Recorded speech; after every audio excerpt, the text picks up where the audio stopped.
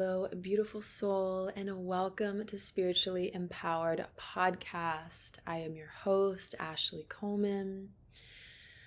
Let's take a deep breath together. I'm so happy to be with you in this space. It is the first day of my moon cycle, and I truly believe that women are the original shamans, that a person with a womb is a portal between the worlds. And when a woman is bleeding, the veils between the spirit world and the physical world are the thinnest. And she really has this opportunity to get closer to the unconscious, both her own unconscious and the collective unconscious. And this allows a woman or a person who bleeds to feel the inner darkness, to feel the inner workings of transformation, to feel what needs to be released with the physical blood. What is dying to be reborn inside the body and inside the mind? So my focus for this chat with you today is all about why some of us, a lot of us, maybe all of us on some level fear our dreams. I want to talk about fear, and I want to talk about our dreams and our desires, in what can be both a roadblock and a teacher when it comes to the manifestation, making something real, bringing something from the invisible world into the physical world. And it's not like we are doing that all on our own. No, there is the great mystery that is at play here. How do souls go from the spirit world into the physical world? Where do they come from? What is this? What is this collective divine soup that we are born from and that we'll return into? This is the realm where our dreams are born, whether that's a dream for a child or a dream for a thriving spiritual business, or the relationship of your dreams, or having a 6-figure business, or becoming financially free and independent, or quitting your job and starting your dream business. It's like, what is your dream? And that dream is born in the invisible world. And it is your divine duty to do everything in your power to set yourself up to be a receiver of your dream. You're never going to feel ready. You're never going to feel smart enough. You're never going to feel young enough. You're never going to feel old enough. You're never going to feel ready for that great journey. And we can stay in the familiar. You know these people who stay in the familiar, no judgment. And at the end of the day, people are waking up all over the world. People are literally fucking done with the familiar. The familiar is done. It goes against the life code to stay the same. We are on a path of evolution. And as we breathe into this, what comes up for you when you think about everything you desire? What are the negative entities in your brain that start telling stories for me and for you? I'm not outside of any of this. I am inside this. I am right here with you. And Spirit said, do a podcast. And I'm like, I almost cried. I'm like, I'm tired. I just want to lay down. It's like, do a podcast. Answer the calling. Answer the calling, deliver a message. We have the potential to change somebody's life right now. Whether it's on a podcast, whether we're talking to a friend and supporting them, whether we're starting our coaching business or taking beta clients or starting energy healing, it's like we have this incredible potential to fucking change lives, right? So who are we not to answer the calling in the soul?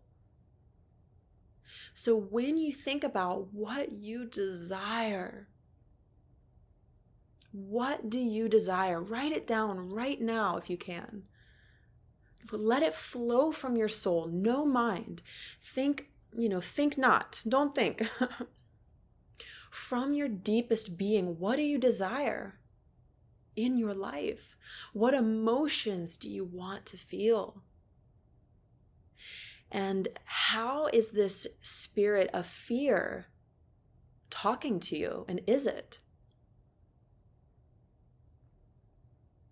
So this energy of fear, let's take a deep breath. This energy of fear is us using our creative potential against ourselves. It is feeding the negative, if you will, which is what those in power want us to do. Somebody who is wanting to live their dream and take the fucking action steps, my love. I see you doing that. Somebody who is on that path is going to experience resistance inside and outside. Nobody is exempt. I don't care how much money you started your business with. I don't care how wealthy your family is. Right? I happen to be in a situation where I have a fuck ton of resources. I have so much given to me in this lifetime that I used to feel really guilty about. Why me? Why me? Why me? And a beautiful, amazing elder told me, Ashley, sometimes the spiritual person in the family is financially empowered and supported so that they can focus on their mission. Because if I was out there, having to do a 9-to-5 or having to work in the system or having to, and no one really has to, but I have, privilege in that space where my parents came from nothing and built an empire in this world. And I used to feel bad about that. And now I see that as a gift from the divine. The divine is giving me these resources, not to stop me, not to slow me, not to make me complacent, but to give me the time and the space to study what my soul came here to study. I am hungry for knowledge on consciousness. I'm hungry to understand the workings of the invisible world and how I can empower my community from my explorations in said worlds. So maybe you are given a lot. Maybe you have incredible resources. And maybe you have felt guilty for those resources too. And maybe that guilt has fed into fear. And maybe that has had you kind of pause or slow or, kind of stay in the same place versus taking steps forward. It definitely has for me. It's taken up a lot of space in my being. And the thing about money is, it is a tool. And we are sold so many stories about the spirit of money. We are told that we don't go to heaven if we're wealthy, right? We are told that money is the root of all evil. And there's all of these spiritual people not wanting to partake in this financial reality. And I get that. I totally get that. It's a fucked up space sometimes, right? A person who's manipulative is going to manipulate with the tool of money. And a person who has a heartfelt intention and wants to empower others is going to share wealth, baby. Is going to drop money here, spend time over here, study how to make the world a better place, and then act on that calling. I have a fear of being complacent. I'm terrified of it. I am with all of these resources and everything that I'm given, I'm afraid that I'll get lazy or complacent. And that's a good fear. Why is that a good fear, you ask? That's a beautiful energy because it says, stay hungry, stay on the path, stay as a creator. And there's been another voice in me that's like, you should give everything away for free because of your resources. And then I go to spirit, and then I go to my heart and I say, is that the truth? Yes or no? And maybe a little bit of both, right? It doesn't always have to be so black and white. But I'm a person of truth, even if truth makes me fucking uncomfortable. I will always accept the truth over the comfortable. And anytime I've asked these questions, it's, guess what? Money is an energetic exchange. Back in the day, hey, I'll give you a chicken if you help, my loved one cross over to the other world. The thing about healers and mystics is that we have been devalued in this Western world. We have been devalued. It's like we don't even fucking matter in this world. Right? It's like, why pay a spiritual healer? What does that do? What does that mean? We have been devalued for good reason, meaning they know why they devalued us. They know why they killed us in the witch trials. They know why they, teach people that psychic abilities are woo-woo and that, they lock us up in psych wards and have us not trust our gifts. And, I walk through the world talking to trees. I walk through the world talking to spirits. I walk through the world helping people cross over. I walk through the world giving offerings to the earth. That's how I walk. And many years ago, I would have either felt like, holy shit, that person's crazy, or, oh my God, they're a fucking magician. I want to be like them. And it's kind of funny enough, a little bit of both, because of how we're programmed. Right? You're either spiritual or wealthy. You're either a slut or you're, a saint. That is the split that has caused many, many empathic spiritual souls to not want to be involved in this money game. And guess what, my love? Money is power. Money creates freedom. Money gives us choice, right? It's a beautiful, beautiful thing. And what's interesting is that I was talking to my parents at dinner, and my dad is so inspiring. People literally thought he was stealing and cheating because of the wealth that he's been able to create. He is like a spiritual teacher of mine, for real. He had people shit on his dreams. But he was not willing to stop. He was not willing to stay. He was not willing to drink those bullshit programs of, there's a limited amount of resources on this planet. When you have, you take from someone else. He didn't buy it. I asked him, I said, did you ever learn like the pie in the sky thing? Because I used to feel like, wow, if I make $1,000, I've just robbed somebody of $1,000.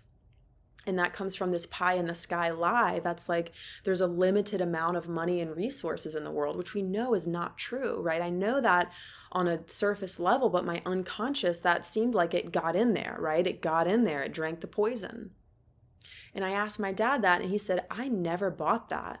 I rejected that. Like, I never bought that. I was like, wow. And money can make you an even better person. He's become even more giving, like taking our whole family on trips and, spontaneously paying for other people's, cruise tickets and things like that, and starting different foundations and doing, giving money away to different groups and different people and different things that he believes in. So why are many of us holding this negative story surrounding this beautiful, amazing resource? And what is that? I'm curious about that, because I'm not completely, void of those stories. I want to talk it through together. I want to air this out. I want to unshame this together. What is your desire, my love? Let's unshame it together. I made an agreement with Spirit. And I'll tell you it right now. I said, Spirit, if you show me how to create a 6-figure spiritual business empire where I get to change the world, I vow, I'm saying this publicly, I vow to show other spiritual souls how to become financially free too. Because at this time, we don't want to depend on other people, right? We don't want to depend on these systems. We don't want to depend on a broken system that's being revolutionized right now. The age of Aquarius is the age of the people. It's not the age of only the 1% has the wealth. It's the age of the people. And a big part of the age of Aquarius, my love, is technology. You know, there are so many businesses out there that have helped people become location dependent or independent, where they get to live wherever they want and they get to serve people in China and help people all over the world and help solve problems. And it's like, I look at the programs that I've invested in, not all of them, but I look at some programs I've invested in and coaches, and I'm like, dude, that was priceless. You know, I give my coach X amount of money and I'm like, you help me so much. It is a wonderful exchange, a wonderful exchange. And money is not the only form of exchange. Totally. No, not at all. Right? We exchange coaching for massage sessions. We exchange a turkey for, you know, a love spell. I don't know. It's like exchange is very sacred. And we are being called to share our gifts with the world and to be empowered financially, because that is something that we get to share with other people. We get to uplift the world with our resources, right? It's like, I'm not relying on my dad. I'm here to make my own resources, right? It's like he gave me all of this wonderful, you know, support, and he also taught me as a child, never rely on anyone financially. Make your own way. So what a blessing. That is the most incredible blessing, and it has created a level of tension in my being, to say the least. This hunger, and not hunger for money, but hunger for purpose. Because I know that the path of prosperity comes as a byproduct of your wild magic and gifts being expressed in the world. It's not a hunger for money. It's a hunger for freedom. It's a hunger to share what I have as a way to help others. And what's really, really fucking cool is that if I base my definition of success on just that, on using everything that I have within me to impact others, to help others create change in their lives, then I'm already successful. I've already met my goal. Period. Yet, there's more. There's more layers. There's more to this. So let's take a deep breath with all this in mind, my love. All this in heart, rather.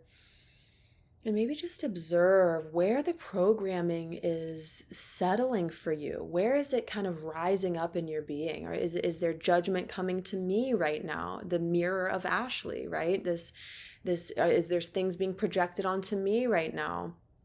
What do you feel rising? Do you feel, maybe the stories that you were told about money, right? That money is hard, that it's difficult, that it makes life hard, that, money means that you are evil, or, what is rising in you? What is stirring in you? Do you feel tight in your belly, tight in your throat?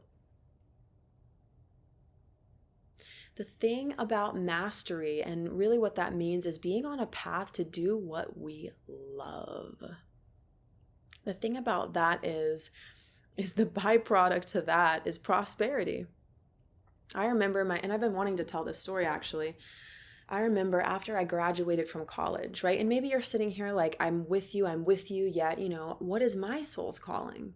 What are my greatest gifts, right? And before I tell the story, first I want to say, straight up, your greatest suffering is your greatest gift. Why would Ashley say that? Well, if you grow up with a core wound of disempowerment, of feeling powerless, you grow up in this world and you feel just consumed by your thoughts and emotions, you feel chaotic and powerless, right?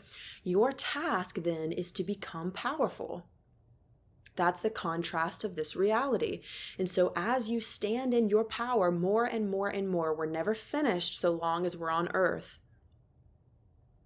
The more you stand in that power, the more you radiate power in the world.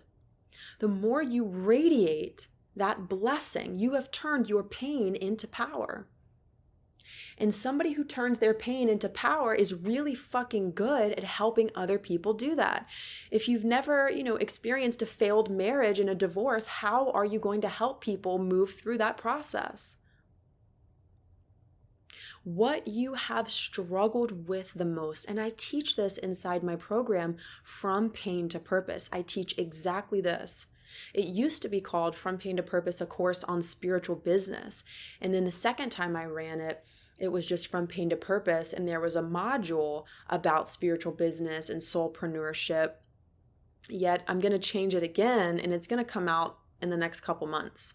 There's literally 14 people on a wait list. The wait list has been quietly building for freaking 6 months or whatever. And so anyways, in that program, I really teach you how to turn poison into medicine. The deepest, darkest shit is literally meant to turn into gold. So one way to look at what's your purpose is to look at, one, the emotions. What have you felt? I call this a purpose imprint. A purpose imprint is an emotional state that is opposite to what you experienced growing up. It's the familiar thing, right? What if your familiar thing was self-hate or not feeling worthy? I don't really believe in self-hate, but not feeling worthy. Your task is to become royal. Your task is to literally become the worthiest being ever, and then show us how to do that, right? What is a core wound in you that you are here to turn into power? Pause this now. Take a moment. There is no time. Why wait? You can pause this literally right now and take a look. What have you struggled with? Maybe it's addiction. The best addiction counselors are people who went through addiction. Right? And it can be as simple as that. And of course, there's different layers. And of course, our purpose is not what we do, it's who we be. And that's why the piece of embodiment is so important, right? You be the change. You figure the frick out how to walk in power and worthiness if you felt powerless and unworthy.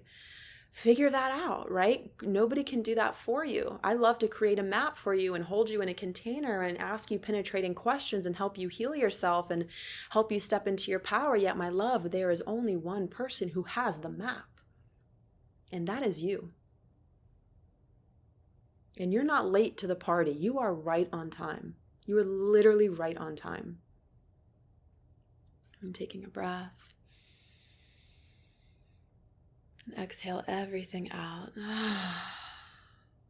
Beautiful. So the story I was going to share. So I went to college. It took me 6 years to graduate with my bachelor's degree. And I was at J-Sarge for a while, which is a community college in town. And I was in the heat of my addiction and in the heat of a really unhealthy 4-year relationship. And I was not well. I couldn't even eat. I was, getting high all day, every day. And I was just literally trying to survive. I was not happy. First of all, I was not happy in that relationship. Second of all, I was not happy in myself. This was actually pre-awakening, right? And then I found yoga and I found these Eastern philosophies. And I was like, dude, game on. It was like I had woken up for the first time in this lifetime. Hello, Ashley. You've been asleep for the last 21 years. Welcome back. Welcome back, angel. And I was like, whoa, I have angels. Energy healing is real. The God is within you. I don't have to stay in this relationship. God is within me. God is within me. God is within me. God is within me. I am worthy. Whoa. So anyways, I created all this change in my life. All these spiritual miracles happened to me, and I got thrusted on this path. No time is wasted. Even suffering prepares you for miracles. Right? I remember being in my darkest nights, and I would write in my journal, I am just waiting for the sun to come up. There was a part of me that knew. I could cry. There's a part of me that knew, God, this fucking sucks, and one day it'll all make sense. One day, I won't feel trapped. One day, I'll remember. And that day came. And I'm 29 years old, sitting in this beautiful house with my beautiful cat with tears in my eyes, looking at my past and thinking to myself, fuck, I remembered. I remembered. And there begins my fiery purpose to help others remember. And not only to help others remember, but to help empaths do their calling. We need your medicine. Whether you're a mother, whether you're a this, whether you're a that, whether you're a healer, whatever you are, my love, we're all healers, by the way. I'm here to help you remember and do your spiritual calling. Be your highest self. Not by bypassing over the suffering or bypassing over your inner demons, but by including them in the journey. There's too many teachers out there that just say, be happy, go to the lighthouse, go to the lighthouse. No, sometimes we have to go to hell. That's metaphorical. Sometimes we have to journey down into our darkness, down into our pain. Sometimes the journey downwards allows us to journey upwards. The deeper the roots drop down to hell, meaning the dark worlds, the unknown. It's not just gross down there. There are gems. Aren't there fucking diamonds deep in the earth? Yeah. There's a quote, I think by Carl Jung, the deeper the roots stretch down to hell, the higher the branches stretch up to heaven. So I will never be a teacher that lights and loves all over you. I want all of you. Whatever spaces I hold, come on, baby. I want to see you in every aspect of you. In the class I just taught, called Shadow Dancing, this free class I just taught last week, I get to expose my vulnerabilities as a guide and a leader. And that is how the new age of leadership works. It's not this mask of guruism. I tell people all the time, don't you guru me now, because that ain't right. You can be inspired by me. I can help you be elevated. You can honor me as a guide. Yet, my love, I want you to see you as the ultimate guru. Ooh, that rhymed. This paradigm of guruing others and bowing at their feet and surrendering your power to them, that is long gone. That was never meant to be a thing, right? Jesus himself was like, you can do everything I can do and more. I love Jesus. You can do everything I can do and more. The kingdom of heaven, the queendom of heaven. The divinity temple of heaven is where? Where is it? Inside your being. That's a psychonaut. Somebody that journeys inside themselves to unearth the miracles of this universe. And that is a terrain that I will master one day. Because that's my obsession. That's my Scorpio energy. Right? And I'm not trying to control the terrain. I just want to be masterful. Because when you say master something, that means to me, there's a little bit of a baggage there. What I really mean is I want to become masterful in navigating the invisible worlds and the inner terrain, because the inner terrain creates the outer world. Every great magician knows that, right? What's inside creates what's outside. So in order for us to imprint this world in our gifts, and live our joy and our dreams, we've got to continue. I know you're already doing it. Snaps for you. Snaps for you, beautiful listener. You're altering inside, and that is creating change outside. I know you've experienced it. So back to my story. Let's take another breath. Sound it out if you can. So I graduated college, and I ended up falling in love with college, first of all. After I got sober, after I started to do shadow work or shadow play, after I started to face these darknesses in me and fall in love with them and unshame them and really just fucking love myself, like really, all these doors started to open. I went from failing out of community college, like high all the time, to having a graduating BCU, which is a college in Richmond, with a 4.0, just full fucking honors, like all straight A's. I never got a B in any class. Being sober and starting my dream business, like right in that time. And I remember I was like, ooh, what am I going to do next? What am I going to do next? What's my next step? And it was a little stressful, right? You know, that feeling when you graduate college, if you do, which, you know, that's not the only path, my love. There's a million paths. But for those of you who know this feeling where you get to this place of all these paths open up before you, and it's like, oh, well, I could go back to school, or I should get a job in psychology. And I explored all these paths. And my sister ended up, and at this point I was like, I don't know what to do. Like, all these paths are opening up. And I had a psychologist or a therapist at the time. And she was like, I think I might have shared this on another podcast somewhere, but anyways, it's relevant. Anyways, my sister was like, when you're on your deathbed, what do you want to have mastered? And it just stopped me in my tracks. Whoa, this is temporal. This Ashley is going to die and my soul will go on. That can bring you to the truth real quick. Ooh, what do I want to master? If I could master anything, ooh, what do I want to be known for? What's my eulogy? I said, whoa, I want to do energy medicine. I want to understand the workings of the soul. And when you want to understand the workings of the soul in energy medicine, the Great Spirit's going to put you through some stuff. Ooh, you want to understand the shadow? We're going to bring you to the shadow. You want to understand alchemy? Get ready to learn that from the bottom up, honey. Right? Challenges are sacred. Very sacred. Very sacred. So it hit me. I was like, yeah, no, I don't want to go study this. I don't want to do this. I don't want to do this. I don't want to do this. I want to do energy medicine. So long story short, I ended up in this program for shamanic energy medicine. I ended up nannying again. That was what Spirit told me to do. I am a vessel. I am a vessel. And what Spirit tells me to do actually matches up with my greatest joy. Let's pause though. Let's pause. The title for this talk was, what was the title for this talk, Spirit? Something about fear. Why do we fear our dreams?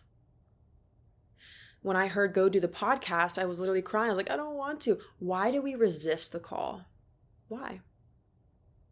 Because when we answer the call, there is going to be a sacred death of our past self.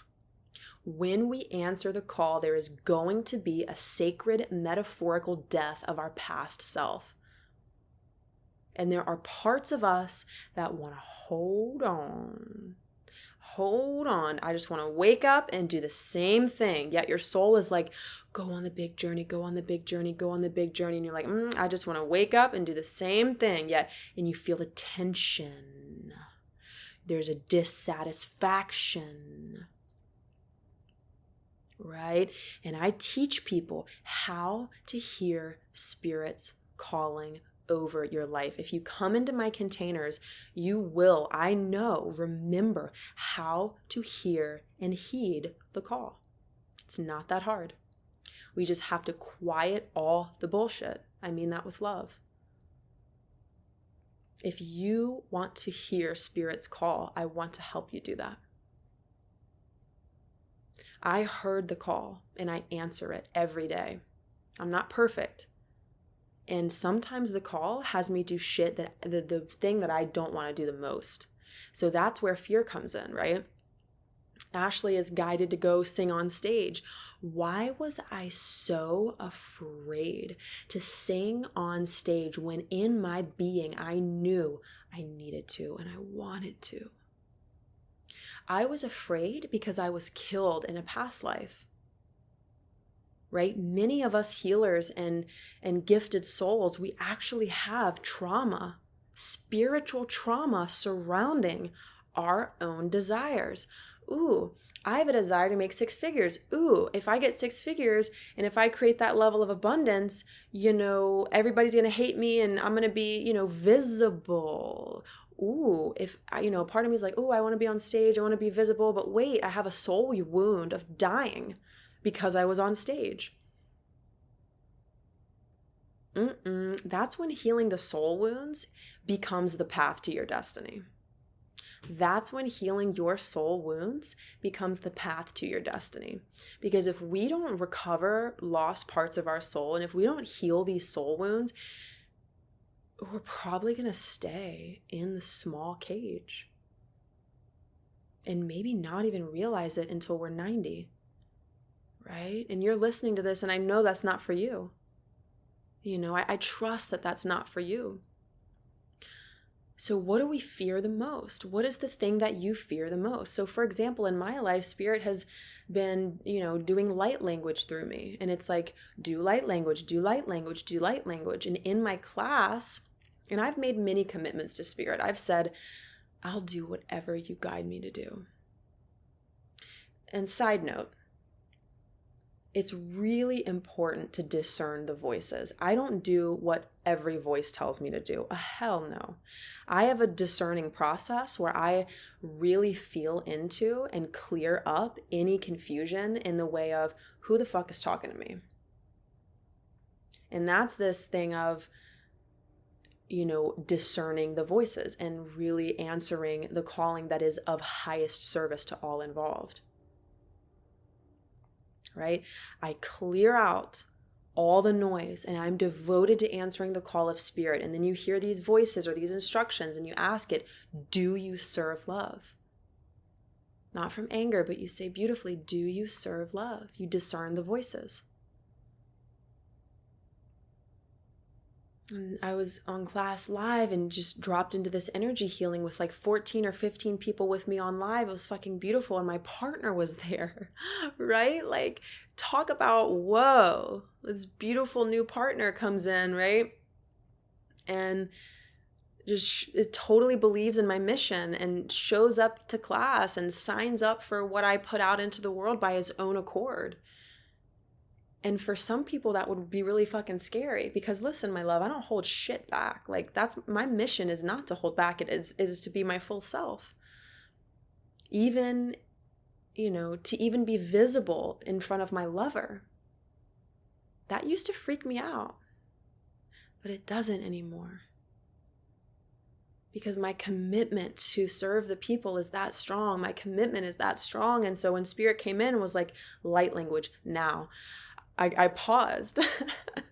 I still got a little nervous, not because my lover was in the room, but because like that's kind of a taboo thing. Whoa. And if you don't know, light language is like similar to speaking in tongues where you're transmitting energy healing or messages or, whatever that you're transmitting through, like it's not gibberish, but yeah, it's another language.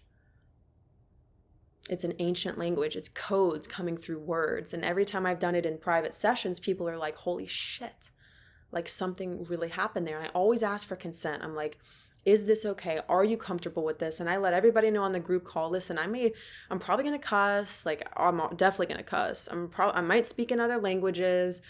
Don't guru me. Like please, in all my containers, I have these ground rules.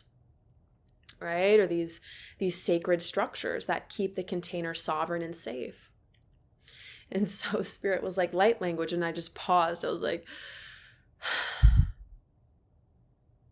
and I was like, really? I was like, yeah. I was like, you sure? Yeah. Uh-huh. Yes. And then I did it.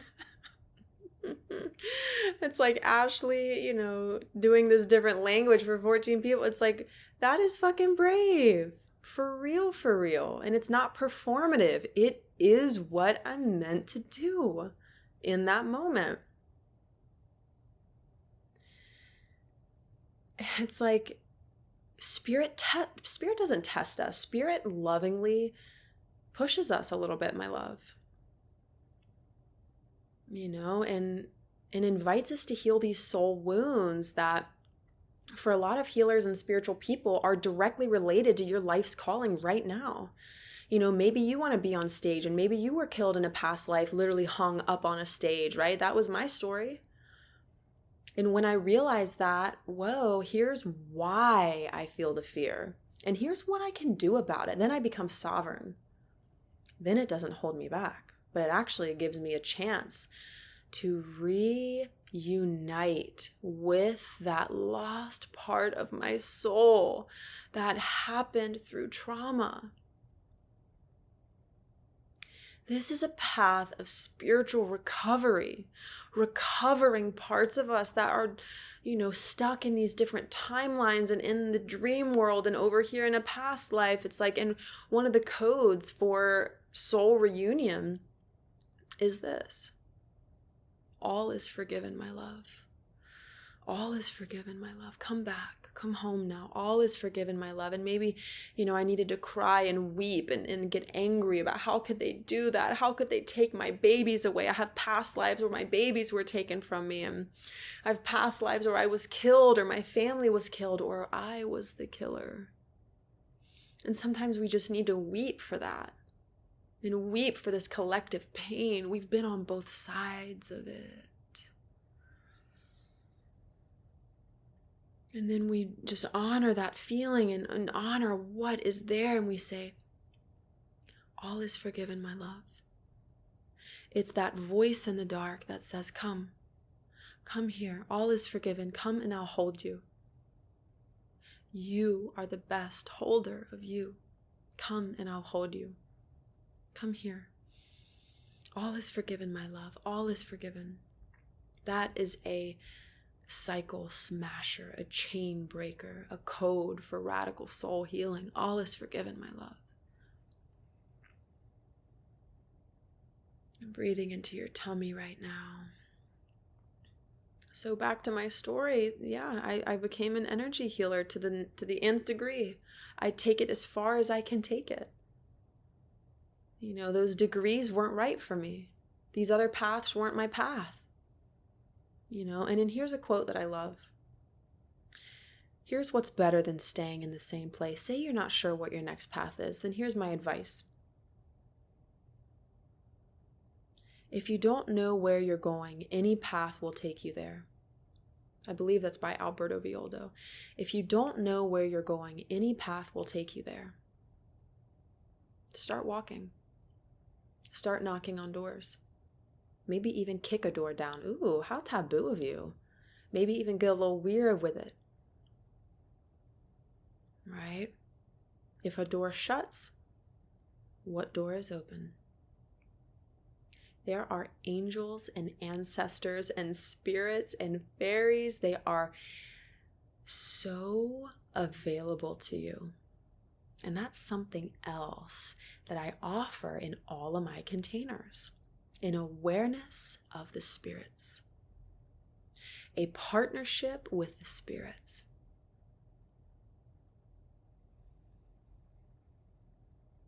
I'm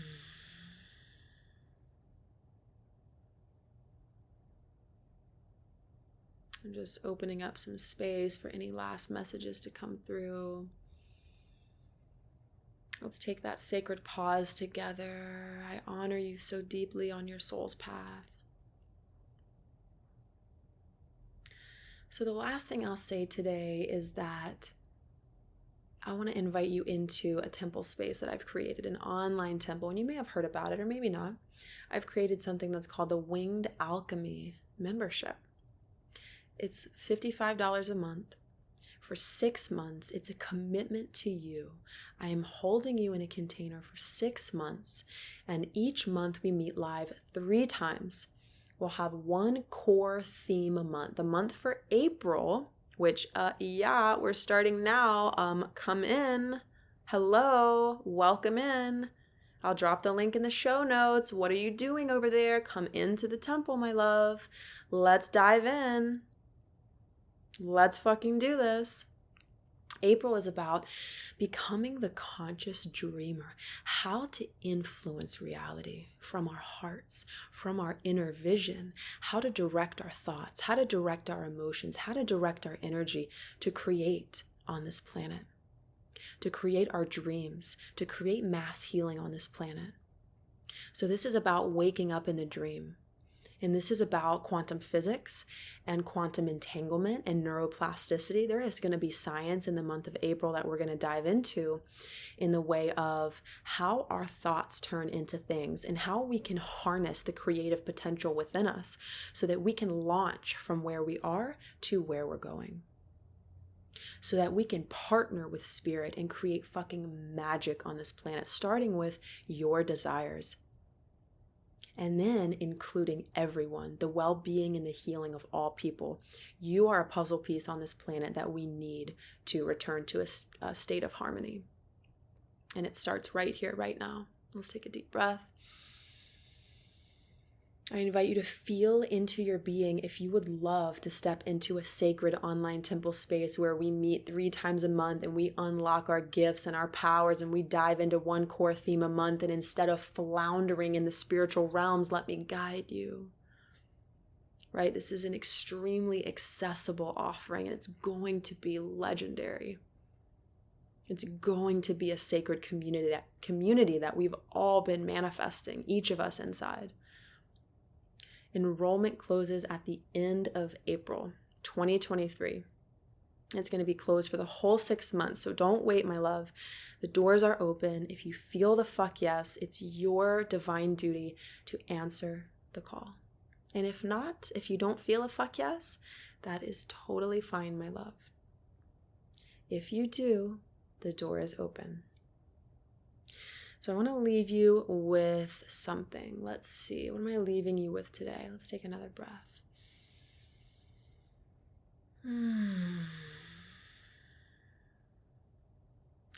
I want to ask you right now, what do you love about yourself?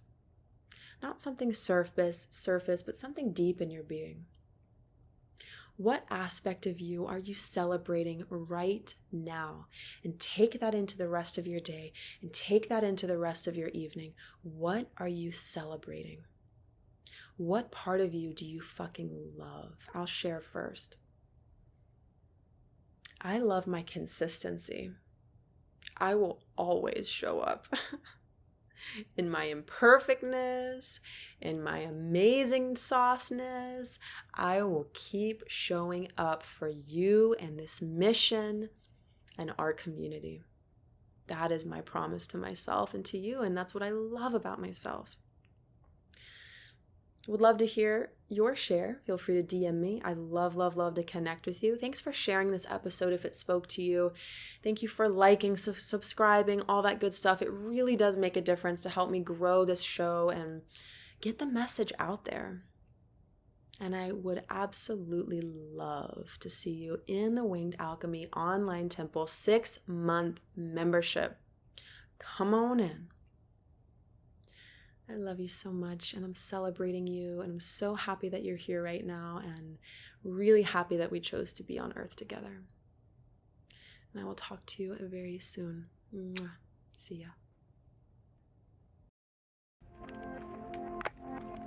Hey love, thank you so much for tuning in today for Spiritually Empowered Podcast.